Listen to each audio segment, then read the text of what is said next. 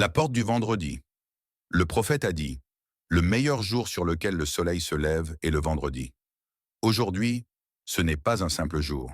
C'est un rendez-vous divin, un moment où les portes du ciel s'ouvrent, où les cœurs sincères sont entendus plus rapidement, et où Allah rapproche ses serviteurs de sa miséricorde.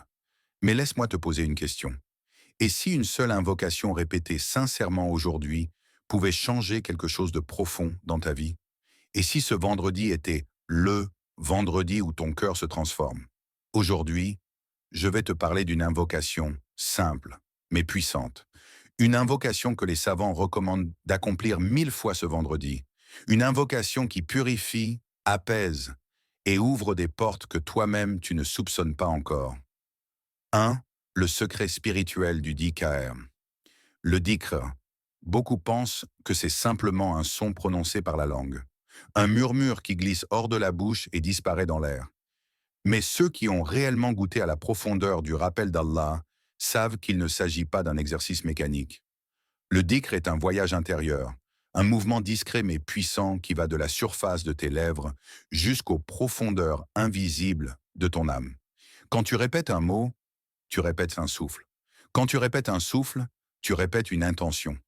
Et quand tu répètes une intention assez longtemps, elle finit par devenir un état. Voilà ce que le dhikr accomplit en toi. Il transforme ton état intérieur. Tu vois, il y a dans l'être humain des couches que personne ne voit. Des zones silencieuses, des parties de toi-même qui ne parlent moins jamais, mais qui ressentent tout. Ces espaces intérieurs, eux, entendent le dhikr avant même que ton esprit ne réalise que tu invoques Allah. Répétez jusqu'à ce que ton cœur entende. Ce n'est pas une métaphore, c'est une réalité spirituelle. Certaines personnes invoquent Allah alors que leur cœur est absent et elles se demandent pourquoi elles ne ressentent rien. Mais le cœur n'entend réellement que lorsque la répétition est assez longue pour percer l'épaisseur de nos distractions. C'est pour cela que le dhikr répété devient une sorte de marteau lumineux. Chaque répétition frappe doucement la paroi de ton âme. Tac, tac, tac, jusqu'à ce qu'une fissure apparaisse, puis une ouverture, puis une lumière. Et Allah te dit dans le Coran, c'est par l'évocation d'Allah que les cœurs se tranquillisent. Coran 13, 28. Observe bien, il ne dit pas les langues, ni les esprits, ni les corps.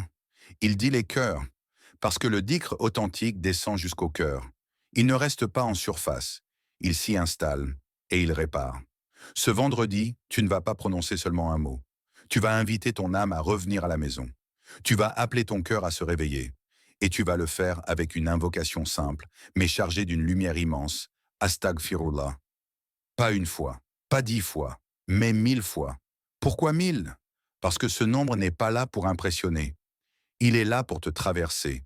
Le chiffre devient une discipline, une persistance, une manière de montrer à ton cœur que tu es sérieux dans ton retour vers Allah. Le prophète, lui-même exempt de péché, répétait le pardon d'Allah plus de 70 fois par jour. Pourquoi? Parce qu'il savait que le repentir n'était pas seulement une réparation, mais une élévation, une lumière, un adoucissement, une purification qui ne s'adresse pas seulement au passé, mais aussi à l'avenir. Quand tu dis Astaghfirullah, tu ne dis pas seulement Seigneur, pardonne-moi.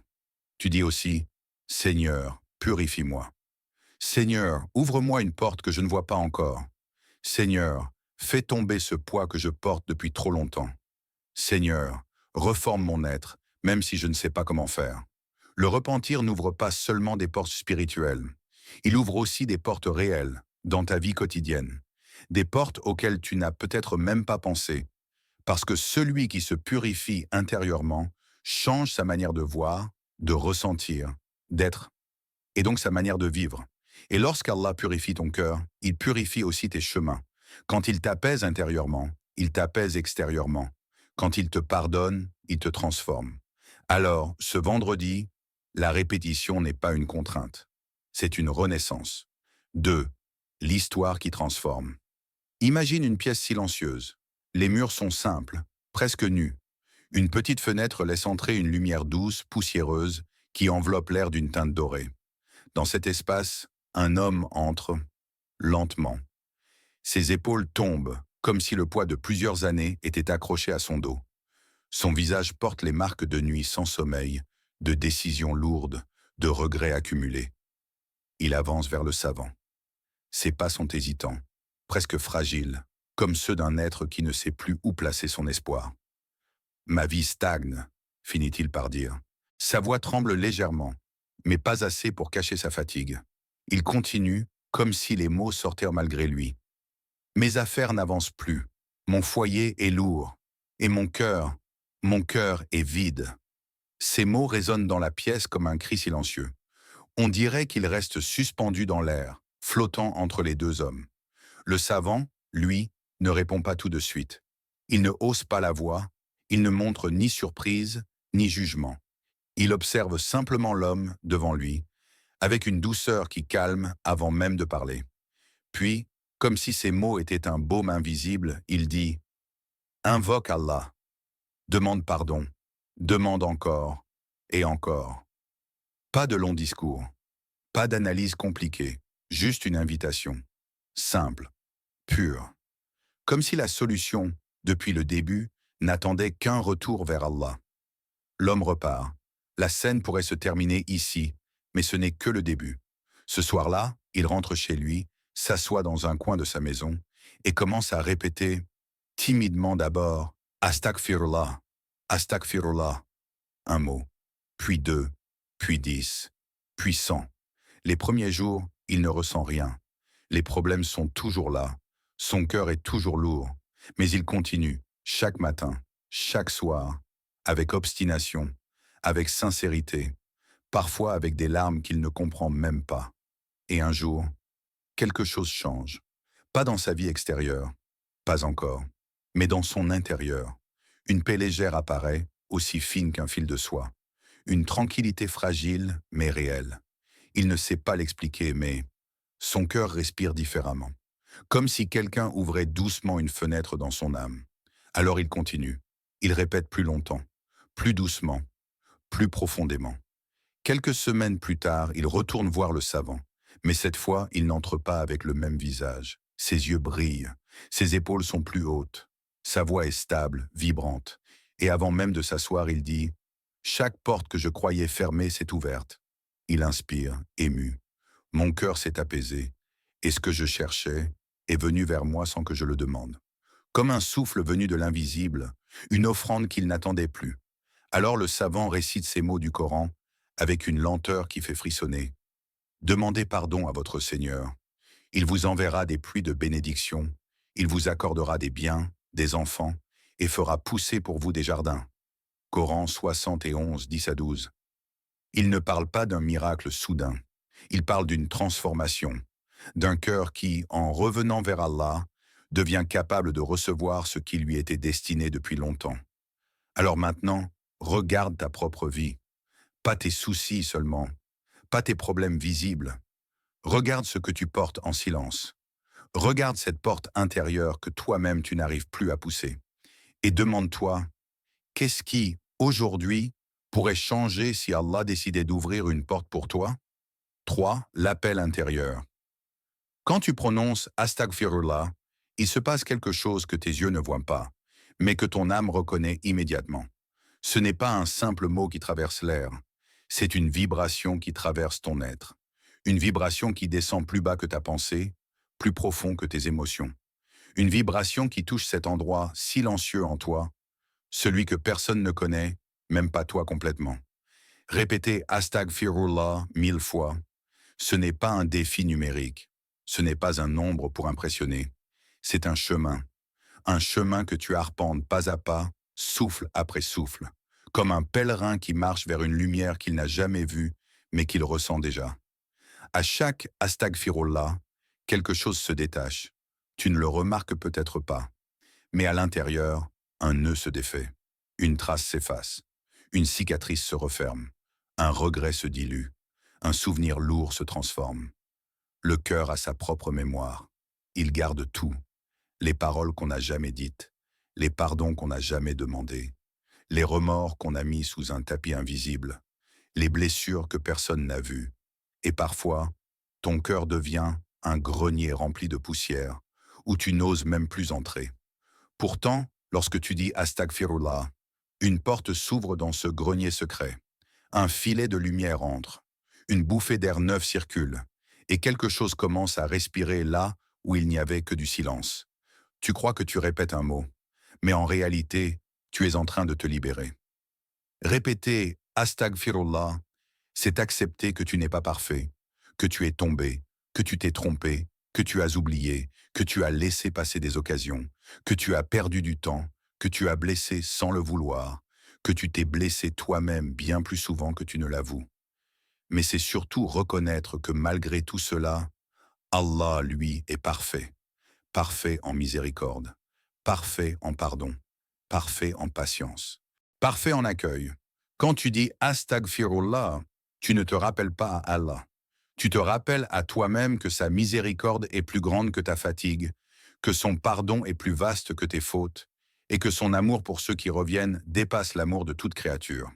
Le prophète a dit « Heureux celui qui, au jour du jugement, trouvera dans son registre beaucoup de demandes de pardon. » Pourquoi heureux? Parce que ces demandes de pardon sont comme des lumières déposées une par une dans ton livre. Elles ne s'effacent pas, elles ne s'abîment pas, elles ne disparaissent pas avec le temps.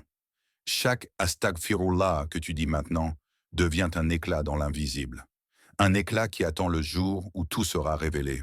Alors imagine, tu es devant Allah, devant ton livre. Tes actions apparaissent page après page. Et au milieu des erreurs, des oublis, des manques, il y a ces 1000 lumières. Ces 1000 moments où tu as dit « Seigneur, pardonne-moi. Seigneur, reçois-moi. Seigneur, ne me laisse pas seul avec mes imperfections. » Et maintenant, laisse cette question te traverser. Et si 1000 invocations aujourd'hui devenaient 1000 lumières dans ton livre demain? 4. Le moment de méditation. Ferme doucement les yeux, pas pour fuir le monde, mais pour entrer dans un espace que tu oublies trop souvent, ton espace intérieur. Un espace où rien n'exige, rien ne crie, rien ne presse. Un espace où l'âme, pour une fois, n'a plus besoin de se défendre. Respire profondément. Laisse l'air entrer, s'étendre, puis ressortir comme une vague tranquille qui effleure ton être. Ressens ce mouvement. Ce simple mouvement, si naturel, si discret, qui te rappelle que tu es vivant, que ton cœur bat, que ton âme cherche quelque chose. Maintenant, imagine que chaque souffle devient un astaghfirullah, pas prononcé à voix haute, juste ressenti. Imagine que chaque astaghfirullah descend comme une goutte de lumière, pas une lumière agressive, éclatante, brûlante, une lumière douce, fine, chaleureuse, une lumière qui ne juge pas, qui ne force pas, qui ne reproche pas.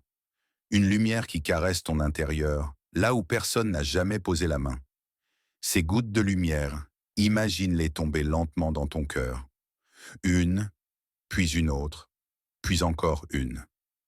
Tu ne fais rien d'autre que laisser ces lumières entrer. Elles glissent doucement entre tes pensées, entre tes inquiétudes, entre tes souvenirs. Elles descendent à travers toutes les couches de ton être, des couches que tu ne connais même pas, des couches que tu as construites pour te protéger, des couches que la vie a épaissies, parfois sans que tu le remarques. À chaque goutte de lumière, une poussière se soulève, une ombre se dissipe, un poids se dépose, comme si ton âme avait attendu exactement ce moment pour respirer enfin. Continue de respirer, sentez comme la lumière s'accumule, ton cœur n'est plus vide, il n'est plus lourd, il n'est plus dispersé, il se remplit d'une présence invisible, mais réelle. Tu te tiens entre deux mondes, le monde extérieur, bruyant, chargé, mouvant, et le monde intérieur, calme, silencieux, profond. Dans ce silence, une parole divine résonne, une parole qui ne traverse pas seulement tes oreilles, mais tout ton être. Invoquez-moi et je vous répondrai. Coran 40-60. Réfléchis à ces mots comme s'ils t'étaient adressés personnellement. Invoquez-moi. Ce n'est pas un ordre froid, c'est une invitation, un appel, un rappel d'amour subtil, tendre, presque intime.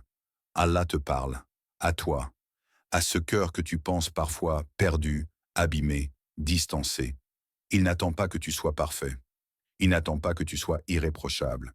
Il te dit simplement « Reviens, ouvre-toi, appelle-moi » et il te promet « Dom, et je vous répondrai. » Pas peut-être, pas si je veux, pas si tu mérites.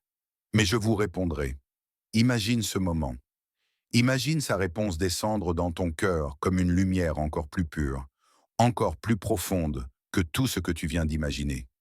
Une réponse qui n'a pas besoin de mots, une réponse qui se traduit en paix, en clarté, en tranquillité. Ce vendredi, laisse ton cœur faire ce voyage. Ce n'est pas un rituel mécanique, c'est une rencontre. Une rencontre entre ton besoin et sa miséricorde, entre ton vide et sa lumière, entre ton souffle et sa présence. Alors répète, invoque, demande, ressens. Chaque astagfirullah est une porte, et chaque porte mène vers lui. 5. L'histoire du jeune père. Il y a des histoires qui ne commencent pas par un miracle. Elles commencent par un soupir, une fatigue, une inquiétude qu'on garde pour soi. Celle de ce jeune père en fait partie. Il avait une femme qu'il aimait, un enfant qui grandissait trop vite, et un portefeuille qui, lui, se vidait encore plus vite. Les factures s'accumulaient, les dettes grandissaient comme une ombre qui engloutit lentement les murs d'une maison. Chaque soir, il rentrait avec ce même poids sur le visage, celui qu'on essaie de cacher, mais qui finit par se voir dans les yeux. Il priait, il suppliait, il attendait, mais rien. Un jour, alors qu'il était assis dans une petite mosquée au coin d'un marché bruyant, il entendit un savant prononcer une phrase qui allait changer la trajectoire de sa vie, comme une simple pierre peut changer la direction d'un fleuve.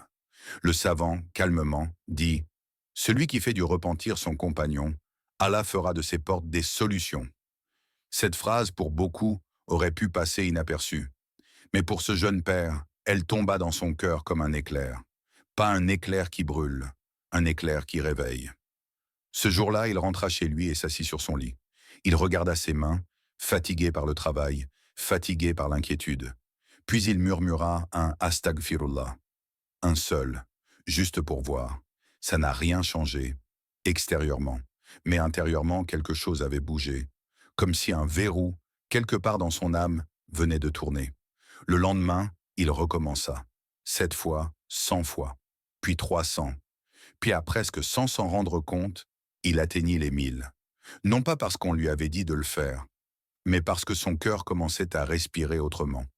Les jours passèrent, puis les semaines. Rien de spectaculaire à première vue.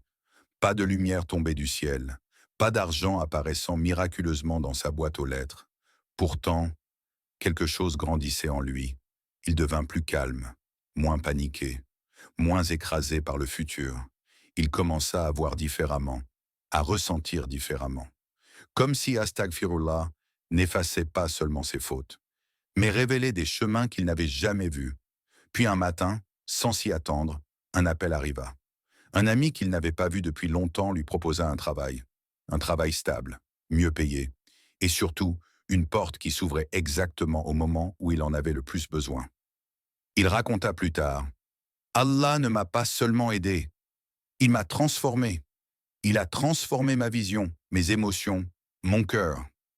Et la solution que j'attendais est arrivée d'un endroit que je n'aurais jamais imaginé. » Et quand il disait cela, il ne parlait pas seulement d'argent.